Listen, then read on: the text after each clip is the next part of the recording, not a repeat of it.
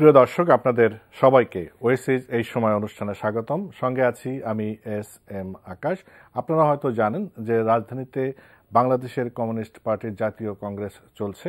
এই যে রাজনৈতিক দলের কংগ্রেস, এর আগে আমরা জানি যে বিএনপি এবং জাতীয় পার্টির জাতীয় সম্মেলন হয়েছে।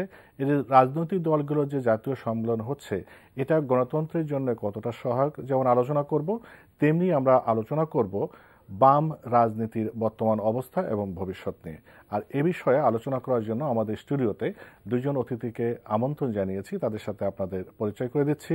আমাদের সাথে আছেন মঞ্জুরুল আহসান খান, উপদেষ্টা বাংলাদেশের কমিউনিস্ট পার্টি, এবং আমাদের সাথে আরও আছেন মহিউদ্দিন আহমদ, লেখক ও গবেষক। আপনাদের দুজনকেই স্বাগত জানাচ্ছি আমাদের আজকের অনুষ্ঠানে। মঞ্জুরুল আহসান খান, আপনি কংগ্রেস থেকে সরাসরি এখানে এসেছেন, আপনাকে অনেক ধন্যবাদ জানাচ্ছি। সারাদিন আপনি ব্যস্ত ছিলেন কংগ্রেস নিয়ে। তো কেমন হচ্ছে আপনাদের কংগ্রেস, এবং এই কংগ্রেসে আপনারা এবার কি বার্তা দিবেন জনগণকে? আমাদের তো কংগ্রেসটা খুব জমজমাট হচ্ছে। আমাদের জমায়েতও খুব ভালো ছিল। জমায়েতের পরে যেটা একসময় বৃষ্টি এসে গেল, সেই বৃষ্টির মধ্যেও মিটিং চলেছে, অনেক কর্মী নেতারা ছিল, এবং পরে বৃষ্টির মধ্যেই শহরে একটা ভালো মিছিল হয়েছে আর কি। তো আমাদের সম্মেলন এখন আজকে দ্বিতীয় দিন অতিবাহিত হলো কাউন্সিলের। গতকাল থেকে কাউন্সিল শুরু হয়েছে, দ্বিতীয় দিন অতিবাহিত হলো। তুমুল আলাপ আলোচনা হচ্ছে, তর্ক বিতর্ক হচ্ছে বিভিন্ন বিষয় নিয়ে। আজকে আমি যখন উঠে আসি তখন কনস্টিটিউশনাল অ্যামেন্ডমেন্টের যেসব প্রপোজাল এসছে সেগুলি নিয়ে আলোচনা হচ্ছে, ভোটাভুটি হচ্ছে। তো একদিক দিয়ে আমাদের কংগ্রেসটা খুবই গুরুত্বপূর্ণ এই কারণে এখন আওয়ামী লীগ সরকার ক্ষমতায় আছে। সেখানে তো আওয়ামী লীগের কিছু পদক্ষেপ আছে, ভালো পদক্ষেপ, যেমন বঙ্গবন্ধু হত্যাকাণ্ডের বিচার হয়েছে, যুদ্ধ অপরাধীদের বিচার হচ্ছে। আমাদের এখানে মৌলবাদী সাম্প্রদায়িক শক্তি, জঙ্গিবাদী শক্তি, তাদের বিরুদ্ধে অভিযান চালাচ্ছে। এগুলি প্রত্যেকটার মধ্যেই কিছু কিছু ত্রুটি আছে। আমরা দেখি যে অতীতে বড় দলগুলি আমাদের এখানে সাম্প্রদায়িক দলগুলিকে নানানভাবে আশ্রয় প্রশ্রয় দিয়েছে, এবং তারা ধীরে ধীরে শক্তি সঞ্চয় করেছে এবং আজকে আমাদের দেশের ভিত্তিমূলে আঘাত হানার চেষ্টা করছে।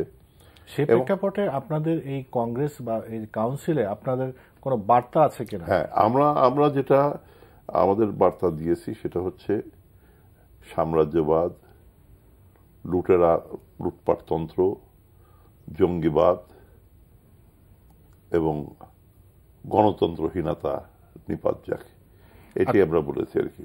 আচ্ছা, এই প্রসঙ্গে আপনার কাছে আবার আসবো। আপনাদের কংগ্রেস সম্পর্কে সাধারণভাবে জানলাম, এরপরে আরও আপনার কাছে জানবো।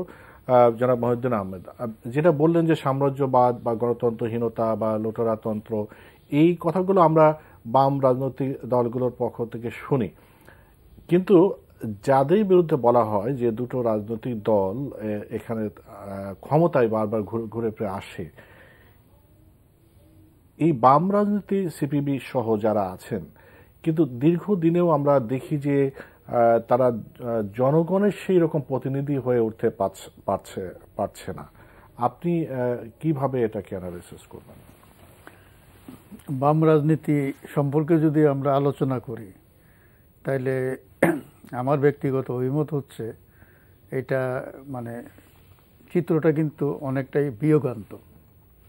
অর্থাৎ এই সমাজের বিশেষ করে মধ্যবিত্ত শ্রেণীর সবচাইতে অগ্রসরমান যে অংশটি, বিশেষ করে তরুণরা এবং মেধাবীরা, তারাই কিন্তু এদেশে বাম রাজনীতির দিকে ঝুঁকেছেন সবসময়। কিন্তু এই মেধা এবং তাদের যে তারুণ্য, সেটার আমরা যদি নিট আউটপুটটা চিন্তা করি, তাহলে আমরা দেখব যে এটা অনেক ক্ষেত্রেই আশানুরূপ না। এবং যে বিষয়গুলো নিয়ে বামরা কথাবার্তা বলেন, বাম রাজনীতি যে সমস্ত ইস্যুকে কেন্দ্র করে আবর্তিত হয়, ইস্যুগুলো অবশ্যই জনগণের ইস্যু, বিশেষ করে গরিব মানুষের ইস্যু।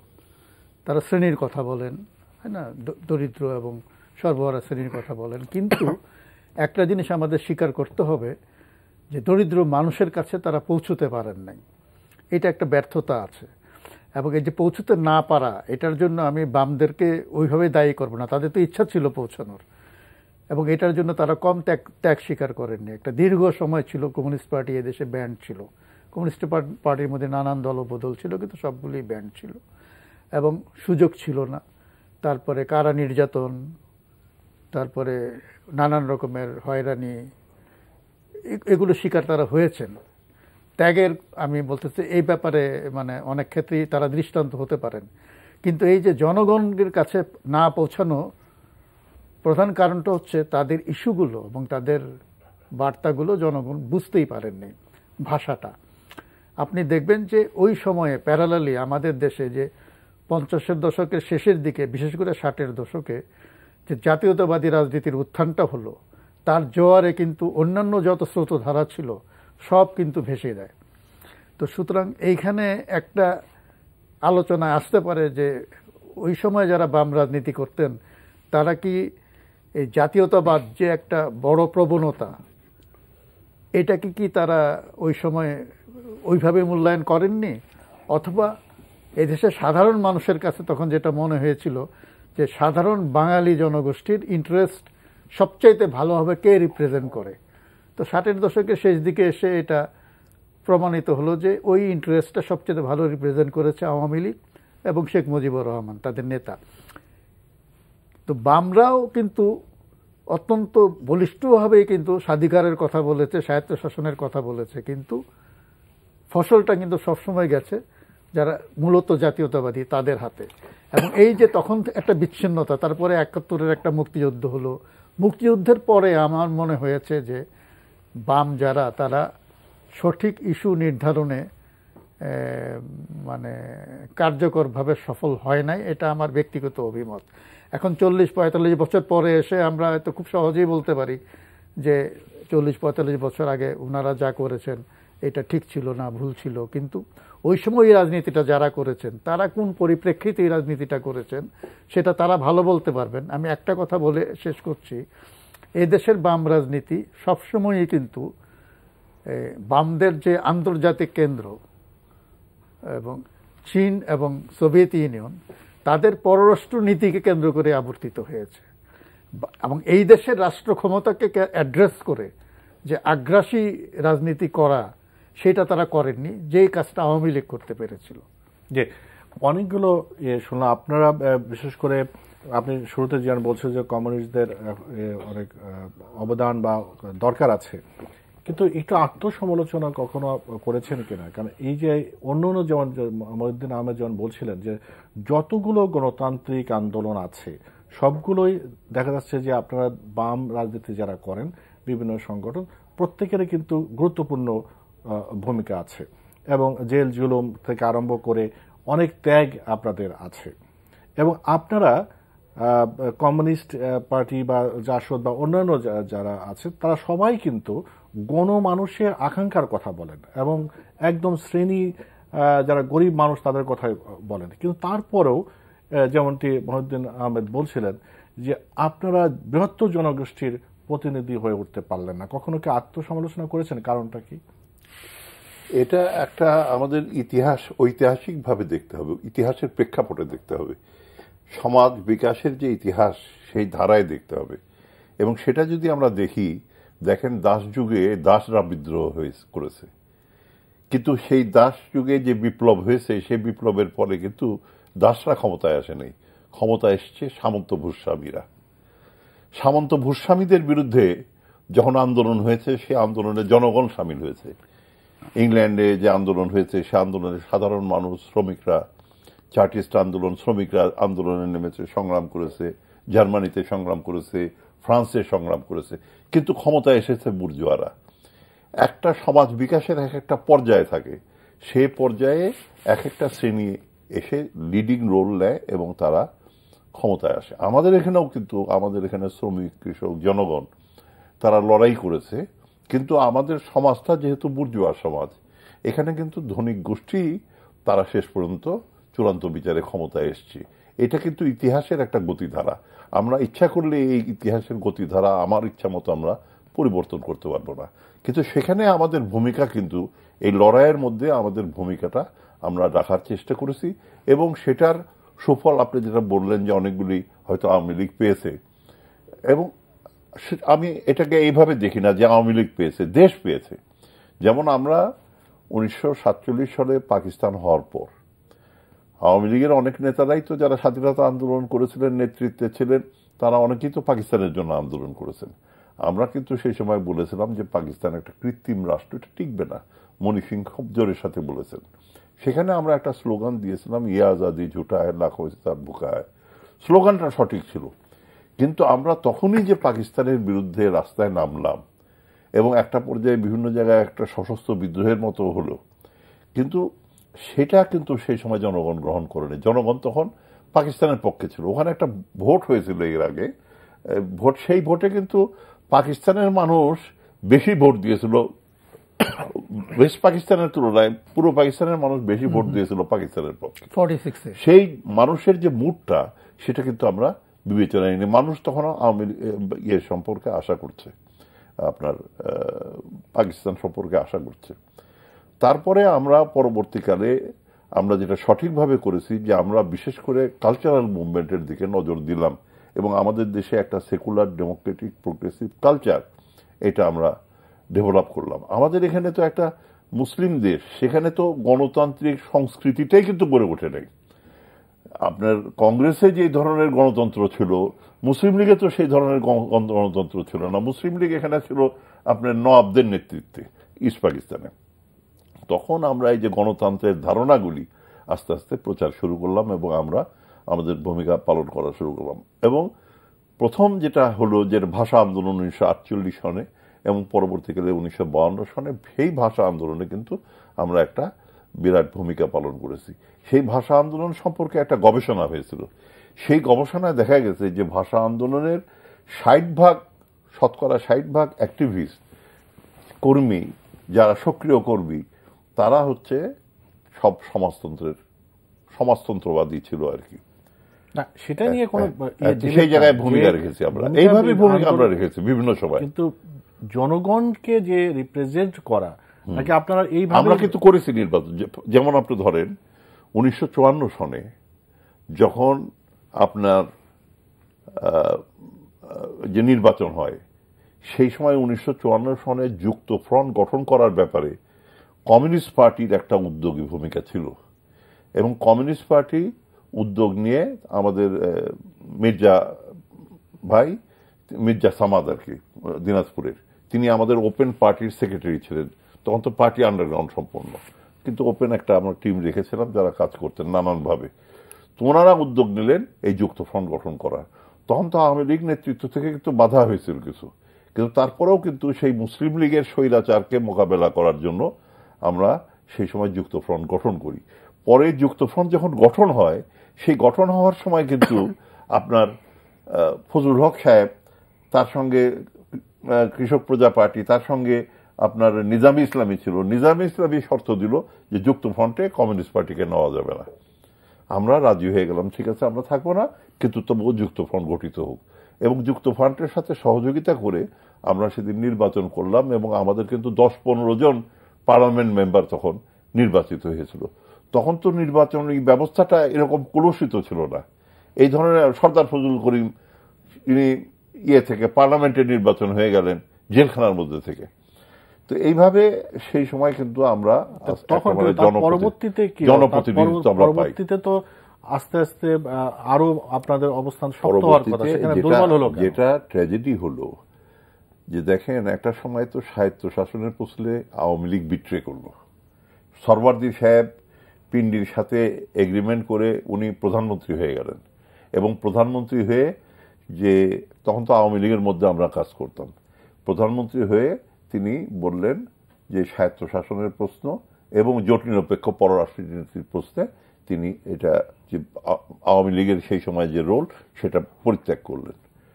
তখন ন্যাশনাল আর্মি পার্টি গঠিত হলো এবং সেই সময়টায় কিন্তু ওই পিরিয়ডটা national army party martial law হওয়া পর্যন্ত এবং মার্শাল ল হওয়ার পরে ন্যাশনাল আর্মি পার্টির নেতৃত্বে আমাদের দেশে স্বায়ত্ত শাসনের আন্দোলন, জোট নিরপেক্ষতার আন্দোলনটা জারি ছিল। এবং এটার প্রভাব যে পড়েছে কিন্তু যখন বঙ্গবন্ধু 6 দফা দিলেন, বঙ্গবন্ধু একটা সঠিক সময় কিন্তু 6 দফা দিয়েছিলেন, যেখানে জাতি অপেক্ষা করছিল সেটার জন্য, তিনি সেটাতে দিয়ে সেটা নিয়ে ধারাবাহিক আন্দোলন একটা গড়ে তুললেন। এখানে তখন পিকিংপন্থীরা ছিল, তারা 6 দফাকে এটা সিআইএর দফা ইত্যাদি বলে নানান রকম প্রচারণা করেছে। আমরা 6 দফাকে সমর্থন করেছি, কিন্তু 6 দফা আমরা মুক্তি সনদ বলিনি, আমরা বলেছি 6 দফার সঙ্গে আপনার জোট নিরপেক্ষ পররাষ্ট্রনীতি, সামাজিক অর্থনৈতিক দাবি, শ্রমিক কৃষক ছাত্রদের দাবি, এগুলি ঢোকানো দরকার। এবং পরবর্তীকালে 6 দফার আন্দোলনও একটা পর্যায়ে যে আমরা দেখেছি একটা ভাটা পড়েছিল সেই আন্দোলনে, এবং সেই ভাটা পড়ার পর সর্বদলীয় ছাত্র সংগ্রাম পরিষদ গঠিত হল 1961 সালে।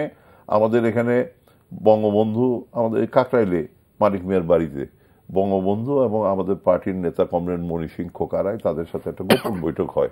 সেখানে মার্শাল লর বিরুদ্ধে আস্তে আস্তে আন্দোলন গড়ে তোলার চেষ্টা হয়। সেই আন্দোলনটা আমরা গড়ে তুলি, এবং সেই আন্দোলনের মধ্যে দিয়ে আওয়ামী লীগের সাথে আমাদের সখ্যতাও হয়, এবং পরবর্তীকালে আমরা এই 11 দফার ভিত্তিতে পরবর্তীকালে এক পর্যায়ে আমরা যে 1969-এর গণ অভ্যুত্থান হয়ে আইয়ুব খানের পতন হয়ে গেল। এবং আইয়ুব খানের পতন হয়ে যাওয়ার পর আপনি দেখেন সেই সময় যে পরবর্তীকালে অসহযোগ আন্দোলন হলো, এই সময় আওয়ামী লীগের মধ্যে একটা পরিবর্তন আসে, আওয়ামী লীগের মধ্যে র্যাডিক্যালাইজেশন হয়।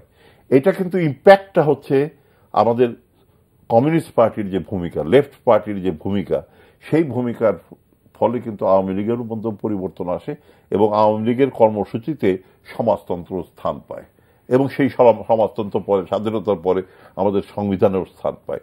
এই জায়গাগুলিতে কন্ট্রিবিউশন দেখবেন কমিউনিস্টদের। কিন্তু আমরা যে সঠিক সময়ে, আমরা যেমন আওয়ামী লীগ যখন বিট্রে করলো তখন আমরা স্বায়ত্তশাসনের কথাটা বললাম, কিন্তু যখন বঙ্গবন্ধু 6 দফা দিলেন সেই সময় আমাদের একটা ত্রুটি ছিল। তো তখন আমরা মস্কো পিকিং নিয়ে ভাগাভাগি নিয়ে ব্যস্ত, আমরা উইক হয়ে গেলাম, এবং উইক হয়ে যাওয়ার ফলে আমরা এটার চ্যাম্পিয়ন হিসেবে আসতে পারলাম না। আমরা সেভাবে আসলেও কতখানি পারতাম আমি জানি না, কেন সমাজে একটা লিডিং ক্লাস সেই সময়, বুর্জুয়া সোসাইটিতে বুর্জুয়া লিডিং ক্লাস, সেই লিডিং ক্লাসটাকে আমি পিছিয়ে ফেলতে পারতাম না। তারা কিন্তু সামনে চলে আসবে, নানানভাবে চলে আসবে। সেই কারণে আমরা কিন্তু ওই জায়গাটা আমাদের মনে হয় একটা ত্রুটি ছিল। ওই যে ত্রুটিটা আছে। মহিউদ্দিন আহমেদ, যেটা শুনলেন অনেকক্ষণ ধরে মঞ্জুলা হাসান খান বলেছেন বিভিন্ন আন্দোলন এবং তাদের ভূমিকা কোথায় কিভাবে সমাজতন্ত্র সংশ্লিষ্ট হলো, এবং আন্দোলনের বিভিন্ন ভূমিকার কথা বলেছেন, সুন্দরভাবে তুলে ধরেছেন। কিন্তু আমি একটা সরাসরি বর্তমান পরিস্থিতিতে চলে আসতে চাই। আমরা এই যে বর্তমান বিশ্ব প্রেক্ষাপটে এবং বাংলাদেশের বাস্তবতায় এখন এই বাম রাজনীতির যে ধারা বা বাম রাজনীতির প্রাসঙ্গিকতা কতটুকু আছে বা আদৌ আছে কিনা, এইটা একদম মানে সরাসরি তো উত্তর দেওয়া যাবে না, মানে হ্যাঁ বা না এইভাবে। তবে আমি যেটা বলবো, মানে একজন পর্যবেক্ষক হিসেবে, যারা ইনসাইডার, যারা বাম রাজনীতি অ্যাক্টিভলি করেন, তারা তো তাদের মন এবং শ্রম দিয়ে এটা করেন, তাদের এটা নিয়ে এক ধরনের আবেগ কাজ করে তাদের মধ্যে। বাইরে থেকে আমাদের মধ্যে ওই আবেগটা অতটা কাজ করে না।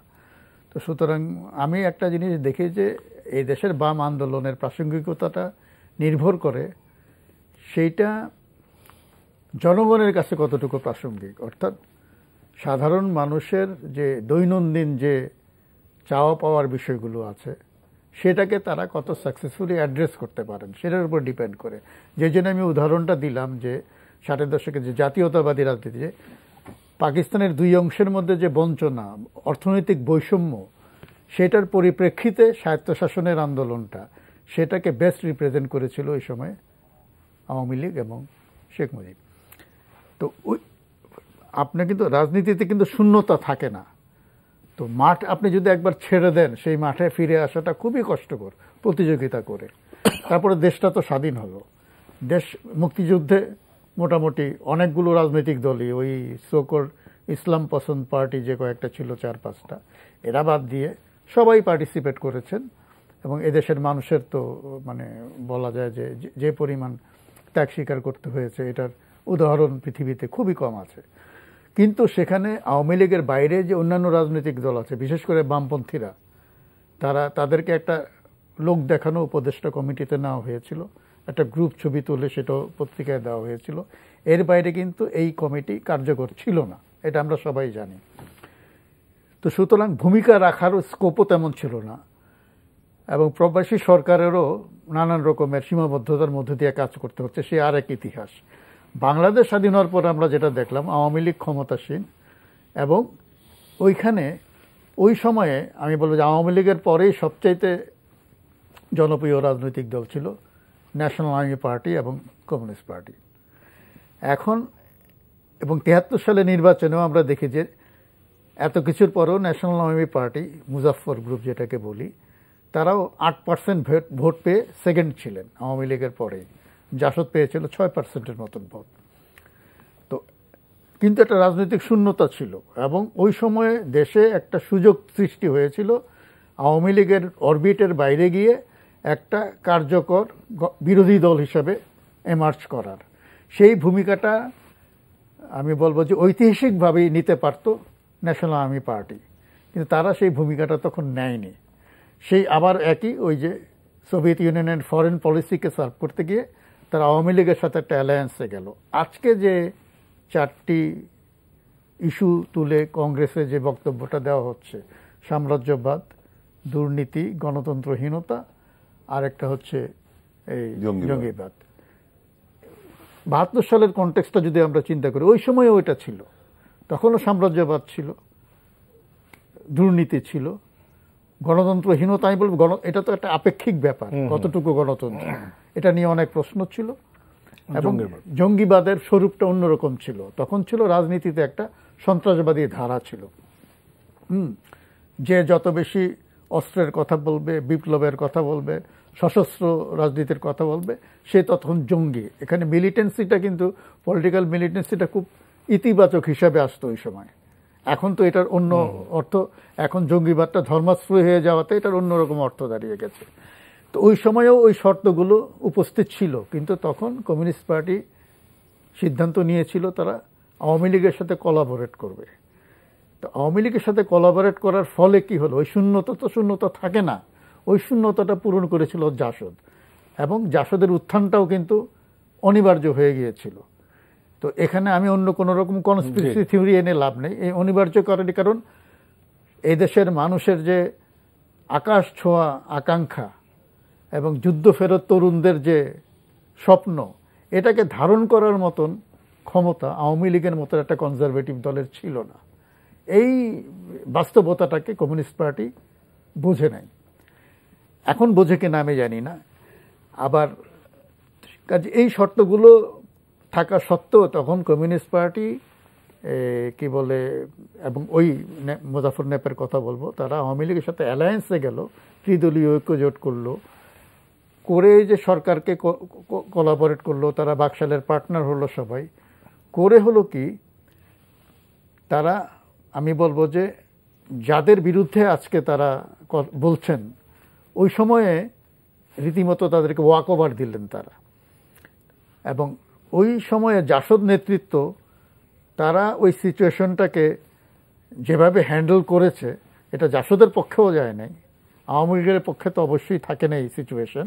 মাঝখানে তৃতীয় শক্তি একটা এসে ঘরের ফসল তুলে নিয়ে গেছে, কেউই লাভবান হয় নাই।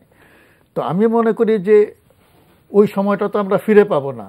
আমরা যদি এখন বলি আমি ঠিক ছিলাম কি ভুল ছিলাম, এটা বলে তো আমরা অতীতকে পরিবর্তন করতে পারবো না, কিন্তু এই লেসনগুলি আমাদের সামনে থাকা দরকার। এখন আমরা যে বক্তব্যগুলো দিচ্ছি, এই বক্তব্যগুলো মানুষ, সাধারণ মানুষ, আপনি গ্রামে কৃষকের কাছে যান, সে কি সাম্রাজ্যবাদ বোঝে? সে কি গণতন্ত্রহীনতা বোঝে? তার ভাষায় তো কথা বলতে হবে, তার ভাষায় বলতে হবে, যেভাবে শেখ মুজিব বলেছিলেন, ওইখানে চালের মন 50 টাকা, আমার এখানে 25 টাকা, এইটা চলতে পারে না। এই ধরনের জিনিস আমি বলছি, এই জিনিসগুলিতে নাই। যার ফলে হয়েছে কি, আমাদের দেশের বাম রাজনীতি হয়ে গেছে অনেকটাই, আমি বলবো যে বলে যে ফ্রেজিওলজি, মানে ফ্রেজ সেন্টার্ড, আমরা বলি ফ্রেজ মঙ্গারিং, যে কতগুলো ভারী ভারী শব্দ আমরা ব্যবহার করি, যে শব্দগুলো আসলে আমি দৈনন্দিন জীবনে চর্চা করি না। আমি সাম্রাজ্যবাদকে গালি দিচ্ছি, কিন্তু প্রথম সুযোগে আমার সন্তানকে আমেরিকার একটা বিশ্ববিদ্যালয়ে পড়তে পাঠাচ্ছি। আপনি যদি আমাদের দেশে বাম রাজনীতিবিদদের ব্যক্তিগত জীবনাচরণটা লক্ষ্য করেন এবং তাদের কথাবার্তাগুলি লক্ষ্য করেন, আপনি একটা প্রকাণ্ড বৈপরীত্য দেখবেন। তো মানুষের আস্থা অর্জন করতে হলে কিন্তু মানুষের কাছে নিজেকে বিশ্বাসযোগ্যভাবে উপস্থাপন করতে হয়। এইটা আসলে হচ্ছে না। জি, এই যে সমালোচনাগুলো করলেন সেই সমালোচনার পরিপ্রেক্ষিতে কি বলবেন? বিশেষ করে যেটা আমি জানতে চাই যে এই গণমানুষের কথা বলছেন, কৃষকের কথা বলছেন, শ্রমিকের কথা বলছেন, কিন্তু আপনাদের ভাষা তারা আসলে কতটা বুঝতে পারছে বা তাদেরকে আসলে বোঝাতে কেন ব্যর্থ হচ্ছেন? আচ্ছা, প্রথমে আমি বলি যে ৭১-এ আমাদের স্বাধীনতা অর্জনের পর আমাদের এখানে আমরা কমিউনিস্ট পার্টি যে ভূমিকাটা নিয়েছিলাম সেটা নিয়ে আমরা পরবর্তীকালে মূল্যায়ন করেছি। এবং আমি মনে করি, আমি খুব স্ট্রংলি মনে করি যে আমরা একটা বিরাট ভুল করেছিলাম সেদিন আমরা আওয়ামী লীগের সাথে ঐক্যের যে নীতি নিয়েছিলাম সেটা ভুল না, কিন্তু আমাদের ঐক্যের সাথে সংগ্রামের নীতি নেওয়া উচিত ছিল। তখন আওয়ামী লীগ সরকার কেবল ক্ষমতায় এসছে। 1947-এর অভিজ্ঞতা থেকে আমাদের বিবেচনা করা দরকার। সে আওয়ামী লীগের বিরুদ্ধে নানান ধরনের ষড়যন্ত্র হচ্ছে। সেই আওয়ামী লীগ তারা কতগুলি প্রগতিশীল পদক্ষেপ নিয়েছে, একটা জোট নিরপেক্ষ পররাষ্ট্রনীতির পক্ষে দৃঢ়ভাবে দাঁড়িয়েছে, বাংলাদেশে বড় বড় কলকারখানা ইত্যাদি জাতীয়করণ করেছে। এই ধরনের পদক্ষেপ তারা কিছু গ্রহণ করেছিল, জমির সিলিং ইত্যাদি নির্ধারণ করেছিল, পুঁজির কতখানি বিনিয়োগ হবে সেগুলির সিলিং নির্ধারণ করেছিল।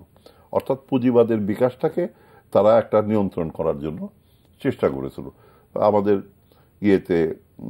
সংবিধানে সেকুলারিজম, ডেমোক্রেসি, তারপর ন্যাশনালিজম, সোশ্যালিজম এগুলি স্থান পেয়েছিল। এগুলি সমর্থন করার সঙ্গে সঙ্গে আওয়ামী লীগ যে দুর্নীতি করেছে, লুটপাট করেছে এবং আমাদের সমাজে নানান ধরনের সন্ত্রাস, হত্যাকাণ্ড ইত্যাদি ঘটিয়েছে, সেগুলির বিরুদ্ধে আমাদের খুব দৃঢ়ভাবে সাহসের সাথে লড়াই গড়ে তোলা উচিত ছিল। যেটা চেষ্টা করা উচিত ছিল যে আমরা ন্যাপ, কমিউনিস্ট পার্টি, তখন তো ডাকসুতে আমরা জিতেছি, চট্টগ্রাম ইউনিভার্সিটিতে জিতেছি, ইঞ্জিনিয়ারিং ইউনিভার্সিটিতে আমাদের ছাত্র ইউনিয়ন জিতেছে, সমস্ত জায়গায় আমাদের কিন্তু একটা শক্তি গড়ে উঠেছে। শ্রমিক এলাকাতে, শিল্প এলাকাতেও আমাদের শক্তি, রেলের মধ্যে, তারপর আপনার মধ্যে পোস্তগোলা, সেখানে শ্যামপুরে আমি ছিলাম, তারপর ড্যামরা, এইসব জায়গায় আমাদের শক্তি কিন্তু বৃদ্ধি পেয়েছে। সেই সময় আমরা বিরোধী দল হিসাবে একটা ভূমিকা আমাদের রাখা উচিত ছিল, এবং সেই দিন যদি আমি বিরোধী দলের ভূমিকা রাখতে পারি তাহলে আওয়ামী লীগের এই ব্যর্থতার ফলে মানুষের যে বিক্ষোভের বাতাসটা, সেই বাতাসটা প্রতিক্রিয়াশীলদের পালে যেত না, সেটা আমাদের পালে যেত এবং আমরা এগিয়ে যেতে পারতাম। এই জায়গাটায় সেই ভুল থেকে আপনার শিক্ষা নিয়েছেন কিনা? হ্যাঁ, সেই ভুল থেকে তো শিক্ষা নিয়েই এখন আমরা ইন্ডিপেন্ডেন্ট পলিসি নিয়ে অগ্রসর হচ্ছি। কিন্তু জনগণের কাছে কেন যেতে পারছে? সেদিন ওয়ার্কার্স পার্টি মানে ভুল করেনি, আমাদের ভুলের সমালোচনা করেছিল। আজকে ওয়ার্কার্স পার্টি চলে গেছে সেখানে। জাসদ একটা ভূমিকা নিয়েছিল, সেই ভূমিকার আমরা সমালোচনা করেছিলাম, তারা চলে গেছে ইয়ের কাছে। এবং আমি মনে করি সেদিন যদি ৭২-এ আমরা একটা সঠিক কর্মসূচি নিতাম, জাসদের জন্মটা অবসম্ভাবী হতো না, বা জাসদ জন্ম হলেও তাদের সাথে আমাদের একটা ইউনাইটেড অবস্থান কিন্তু আমরা গ্রহণ করতে পারতাম। জাসদের তো কিছু বামমুখী প্রবণতা ছিল এবং র্যাডিক্যাল এলিমেন্টসরা সেখানে চলে এসেছিলেন। তো এই জায়গায় আমাদের একটা বিরাট মিস্টেক হয়েছে। এখন আমরা সেটা থেকে শিক্ষা নিয়ে কিন্তু আমাদের স্বাধীন অবস্থান থেকে আমরা অগ্রসর হচ্ছি, এবং সেখানে আমরা বিএনপি জামাতের বিরুদ্ধে যেমন আমরা লড়াই করছি, ঠিকই একই সাথে সাথে আওয়ামী লীগের যে দুষ্কর্ম সেগুলো কিন্তু আমরা এক্সপোজ করার চেষ্টা করছি এবং একটা লেফট অল্টারনেটিভ ডেভেলপ করার চেষ্টা করছি। এখানে সমস্যাটা হচ্ছে যে আপনি বলবেন যে ইলেকশনে আমরা আসতে পারিনি। আমাদের ইলেকশন ৭০-এর নির্বাচন, ৭৩-এর নির্বাচন, এগুলি যদি দেখেন, নির্বাচন ব্যবস্থাটাকে কিভাবে আমরা নষ্ট করে দিছি। এটা দুর্বৃত্তায়িত হয়েছে, রাজনীতি দুর্বৃত্তায়িত হয়েছে। রাজনীতিতে টাকার খেলা, পেশি শক্তির খেলা। এখন একটা বিএনপি বা আওয়ামী লীগের কমিটিতে, ওয়ার্ড কমিটিতে লিডার হতে হলে লক্ষ লক্ষ টাকা ব্যয় করতে হয়, এগুলি দিয়ে কেনে। It has become a business. রাজনীতি তো দুর্বৃত্তায়িত হয়ে গেছে। সেইটার বিরুদ্ধে আমরা কমিউনিস্টরা আমরা আপ্রাণ চেষ্টা করছি। আমরা কিছু সংগ্রাম গড়ে তুলছি, লড়াই করছি, কিন্তু নির্বাচনের মধ্যে দিয়ে কিন্তু রেজাল্টটা যেটা আপনি বললেন আমরা আমাদের পক্ষে আনতে পারছি না। ওটা আওয়ামী লীগে যাচ্ছে বা বিএনপির মতো পার্টির কাছে চলে যাচ্ছে, আজকে জামাতের মতো পার্টির কাছে চলে যাচ্ছে। সেই জায়গায় আমাদের ব্যর্থতা আছে, ব্যর্থতা নানান ধরনের ব্যর্থতা আছে।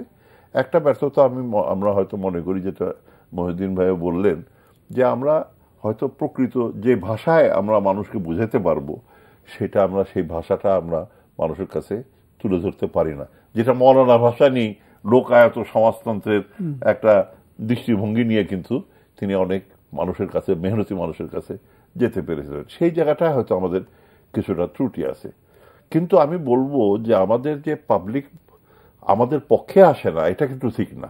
আমরা যে সভা সমাবেশ করছি, মিছিল করছি, বিশাল সমাবেশ হয়েছে, আমরা তো ভাড়া করে লোক নিয়ে আসিনি। আমরা সরওয়ার্দী উদ্যানে যে সমাবেশ হয়েছে সেটা তো আওয়ামী লীগের চাইতে কোনো অংশে কম নয়, আমাদের লোকজন আসছে। আমরা এর আগেও বিভিন্ন সমাবেশ করেছি। আমরা এখানে যেমন আমরা আন্দোলন করেছি, এখানে আপনার বলে শেষ করতে একদম শেষ, আমরা যেমন আন্দোলন করেছি তেল গ্যাস রক্ষার আন্দোলন, সমস্ত বামপন্থীরা মিলে আমরা সেই আন্দোলনে তো কামিয়াব হয়েছি, আমরা মানুষের সাড়া পেয়েছি। আমরা ফুলবাড়িতে আন্দোলন করেছি, আমরা জনগণের সাড়া পেয়েছি, সেখানে গুলিতে নিহত হয়েছে এবং সরকার আমাদের সাথে চুক্তি করতে বাধ্য হয়েছে। আমরা চট্টগ্রাম বন্দর বিএনপির নেত্রী, আওয়ামী লীগের নেত্রী তারা সই করে দিয়েছিল এমইউতে, বিদেশিদের লিজ দিবে, তার বিরুদ্ধে লং মার্চ করেছি এবং আমরা তাদের সেই প্রচেষ্টা আমরা ব্যর্থ করে দিয়েছি। আমরা বিবিআনার যে গ্যাস রপ্তানি করার চেষ্টা হয়েছিল বিএনপির আমলে, সেই গ্যাস রপ্তানির বিরুদ্ধে আমরা লং মার্চ করেছি, সাকসেস হয়েছে, আমাদের তো সাফল্য আছে। তারপরও আমি এটা স্বীকার করি যে আমাদের যে দুর্বলতা সেগুলি নিয়ে একটু আত্মসমালোচনা আমাদের করতে হবে এবং আমাদের মানুষের কাছে যেতে হবে, মানুষকে মোবিলাইজ করতে হবে এবং সেই মোবিলাইজেশন শুধু আন্দোলন সংগ্রামে না, নির্বাচনী সংগ্রামেও তাদেরকে যাতে আমরা পেতে পারি সেই কৌশলগুলি আমাদের বের করতে হবে। সেটা কি এবার জাতীয় কংগ্রেসে বা আপনারা কোনো এরকম চিন্তা ভাবনা করেছেন? আমাদের বিশেষ করে যেমনটি বললেন যে বাম রাজনীতির একটা অংশ তো অলরেডি সরকারের সাথে চলে গিয়েছে, আপনারা তো অনেকগুলো দলকে আপনারা পাচ্ছেন না। আপনার সরকারের সাথে যে দলটি চলে গেছে, যেমন ওয়ার্কার্স পার্টি চলে গেছে, ওয়ার্কার্স পার্টি একটা বড় অংশ কিন্তু আমাদের এখানে চলে এসছে। ওয়ার্কার্স পার্টির তো দুইজন নেতা ছিলেন ট্র্যাডিশনাল, রাশেদ খান মেনন এবং কমরেড হায়দার আকবর খান রণ। তিনি তখন আমাদের পার্টিতে আসেন এবং তার দলের অনেক নেতারাই কিন্তু আমাদের পার্টিতে আসে, তার একটা বিরাট অংশ কিন্তু চলে এসছে। অন্যান্য বামপন্থী দল থেকেও বিভিন্ন জায়গায়, বিভিন্ন পর্যায়ে, কেন্দ্রীয় এবং জেলা পর্যায়ে লোকজন কিন্তু আসছে এবং একই সাথে আমরা চেষ্টা করছি বাম দলগুলিতে নিয়ে ঐক্যবদ্ধ করার। আমরা কয়েকবার ঐক্য করেছি এবং একসাথে লড়াই করেছি। দুঃখের বিষয় তো আমাদের বুদ্ধি একটু বেশি, আক্কেল একটু কম। সমস্যাটা এখানে, যার ফলে এত তত্ত্ব সব ভাগাভাগি খালি হয়ে যায়। কিন্তু ভাগাভাগি হলেও আপনি দেখেন যে আমরা কিন্তু বিভিন্ন ইস্যুতে বিভিন্ন সময় ইউনাইটেড হচ্ছি এবং আমরা চেষ্টা করছি বাম এবং উদারনৈতিক গণতান্ত্রিক শক্তিগুলিকে একত্রিত করা।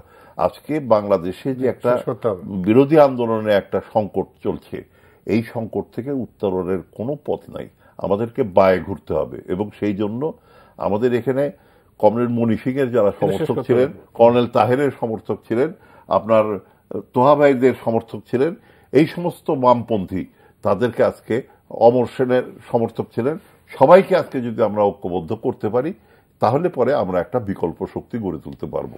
যে সেই প্রত্যাশা রইল, একটা বিকল্প শক্তি আপনারা গড়ে তুলুন দেশের বৃহত্তর গণতন্ত্রের সাথে, সেই প্রত্যাশা করি। যে সমালোচনাগুলো মহিউদ্দিন আহমেদ করেছেন সেইগুলো যাতে দ্বিতীয়বার যখন আপনাদের ডাকবো তখন আমরা প্রশংসা করতে পারি, সেই প্রত্যাশা রাখি। মঞ্জুর হাসান খান, আপনাকে ধন্যবাদ। মহিউদ্দিন আহমেদ, আপনাকে অনেক ধন্যবাদ। প্রিয় দর্শক, আপনাদেরকেও অনেক ধন্যবাদ আমাদের সঙ্গে থাকার জন্য। এই অনুষ্ঠান আপনারা যদি আবারও দেখতে চান তাহলে আমাদের অনলাইনে যেতে পারেন ntvbd.com এই ঠিকানায়। আপনারা সবাই ভালো থাকবেন, আজ এ পর্যন্তই।